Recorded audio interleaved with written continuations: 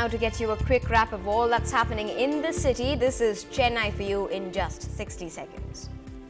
The Chief Minister today strongly guarded the medical schemes introduced by his government. Speaking at the inauguration of the Tiruvarur Medical College earlier today, Karunanidhi said the schemes introduced by the DMK government are the best. A housewife in suburban Chennai is under police detention for fabricating a robbery case, posing herself as a victim. The police, who found the statement contradictory during interrogation, scrutinized her and she confessed that she enacted a drama to abduct her husband's property to invest in shares. Acting on a tip-off, sleuths from the suburban police intercepted an Omni van near Tambaram bus stand and seized over 20,000 fake DVDs and VCDs of the recently released movies such as Madrasapattinam, Kalavani and Maniratnam's Ravanan. The CDs were on their way to a shop in West Tambaram.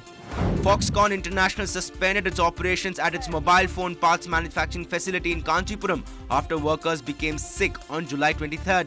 Most of them were released after treatment, but Foxconn said it suspended operations at the facility as a precautionary measure.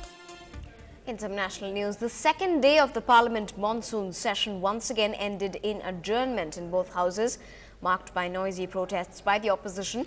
Despite a united attack by the opposition today, the government has said that they will not accept an adjournment motion further on the issue of rising prices, which means they will not allow a vote on that matter. The Congress has already ruled this out. On Wednesday morning, the Lok Sabha is expected to begin debating prices. The BJP will be looking forward to demand an explanation as to why petrol prices have been deregulated and why essentials like kerosene have become more expensive. अभी सरकार ने kerosene और रसोई gas के दामों में जितनी बढ़ोतरी की है, उससे देश की गृहिणी और गरीब का बजट लड़खड़ा गया है। मैंने उस पर एक कार्यस्थगन प्रस्ताव आपकी सेवा में प्रस्तुत किया है और ये सत्र पहला बार हो रहा है उस वृद्धि के बाद। मैंने सारा व्याख्यात्मक ज्ञापन उसमें लगा दिया है। मैं चाहती हूँ हमारे अन्य साथियों के द्वारा भी एडजर्नमेंट मोशन आपको दिए गए हैं। आप सारा काम रोककर सबसे पहले महंगाई पर चर्चा कीजिए। In some sports news and in cricket, in the second test that's proving to be a gigantic task ahead for the Indian cricket team, India ended day 2 at 95 for no loss. Sri Lankan batsman Kumar Sangakkara declared the Sri Lankan innings at 642 for 4, much to Indians' relief after Mahela Jayawardene fell short of a double century by 26 runs. Earlier, the Indian bowling attack was literally shredded to pieces as Sri Lankan batsmen continued to pile on a massive score. Jayawardene became the third Sri Lankan batsman to reach his century in the first innings as his side were 587 for 3 at around tea time. Allows that one. Well, the sports world seems to be waking up to the cause of anti-terror campaigns, especially in Pakistan. But that aside, Indian tennis star Somdev Varman is making a main draw start at the Farmers Classic. And finally, a surprise from the footy world too. David Beckham, who once fled from England, could be back in action at England as he looks at West Ham prospects. All that in our sports wrap. Former Pakistan international turned England spin bowling coach Mushtaq Ahmed is among a group of cricketers who have lent their support to the Not In My Game anti-terror campaign. The aim is to encourage cricket fans around the world to make clear that incidents such as the one which saw the Sri Lanka team bus fired upon in Lahore in March last year, killing 8 people and injuring 7 Sri Lankan players and staff, have no place in sport. That attack led to the effective suspension of international cricket in Pakistan, a straight set win over Ecuador's Giovanni Lapinti to qualify for the singles event of the Farmers Classic in Los Angeles. The third seed Indian beat his unseeded rival 6-2, 6-4 in the third and final round match of the qualifiers. His first round opponent in the main draw is the local qualifier Steve Johnson. If he manages to reach the second round, he will be facing 6th seed and world number 45 Serbian Janko Tipsarevic. Now, while Real Madrid boss Jose Mourinho wants to reunite with former Chelsea fullback Ashley Cole, His England teammate David Beckham is linked with a move to West Ham United, with team owner David Gold revealing his admiration for the former England captain. David Sullivan was hatching a plot to sign Beckham as David Gold rates the Leytonstone-born star as the ideal ambassador to help West Ham win the right to move into the Olympic venue. Now, he may have been the former sports minister once, but he's playing the part of a spoiled sport this time around, according to critics. The biggest opponent of the Commonwealth Games, Congress leader Manishankar Iyer, has quite a mouthful to say on his favourite bugbear. Well, I'm delighted that it's raining because it will enable agricultural production in India to increase. I'm also delighted that it's raining because it's going to cause difficulties for the Commonwealth Games Federation or whatever they call it. Basically, I'd be very unhappy if the games were successful because then they'll start bringing in the Asian Games, the Olympic Games and all this. We should be concentrating on making ours a sporting nation. और किसकी अपेक्षा आप कर रहे थे जबकि games को लेने के लिए हमने हर एक कॉमनवेल्थ नेशन का जो ओलंपिक्स एसोसिएशन है उनको हमने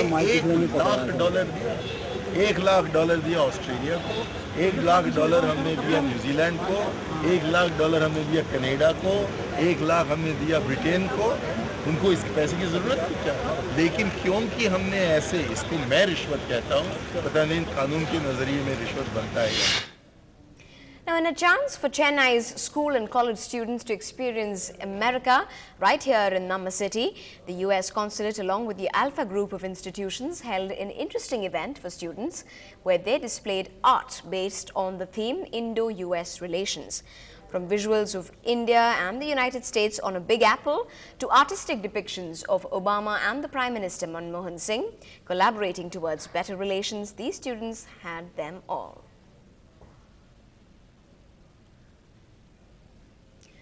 Now, we all love going to the Marina Beach here in Chennai, but if you want to go there now with your family, be prepared to end up walking back red-faced and embarrassed.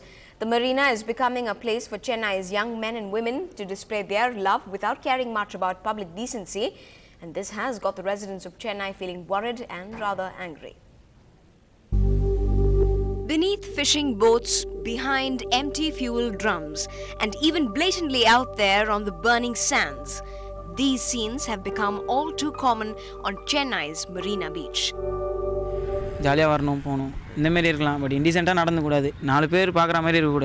Ndtv-Hindu's cameras pan the entire 13-kilometer stretch along the longest beach in India. To our shock, the marina's fine sand is floor for not-so-fine activities. Look at this couple, oblivious to a family and children playing near them and indulging in outrageous acts that would offend morality and public decency. Then this couple, bang in the middle of the beach with utter contempt for those around. Even homosexuals making Chennai's favorite haunt a playground for enacting their fantasies. I suffered a lot about that one. Because if I am sitting together with my wife, when the couples are coming here nearby, they will itself tease us something like that and all. This is all, it's a foreign culture and all, should not be coming here in India and all. But is this spilling over of bedroom behavior onto public places really a cultural menace? Many believe it's the restrictions at home that's pushing young men and women into venting their pent-up feelings in public places. Police strictly around police patrol maximum out of Chennai. Back in 2007, the then city police commissioner had promised to crack down on men and women who indulge in illicit sex in public places. But despite police patrolling, desperate couples don't seem to stop all this on Marina Beach. In Chennai with Simonish, Evelyn Matthew for Ndtv-Hindu. And there may be no rain or shine in the world of internet, but my colleague Divya Kumar found out that when it comes to dreaming, it's pretty pleasant for the netizens.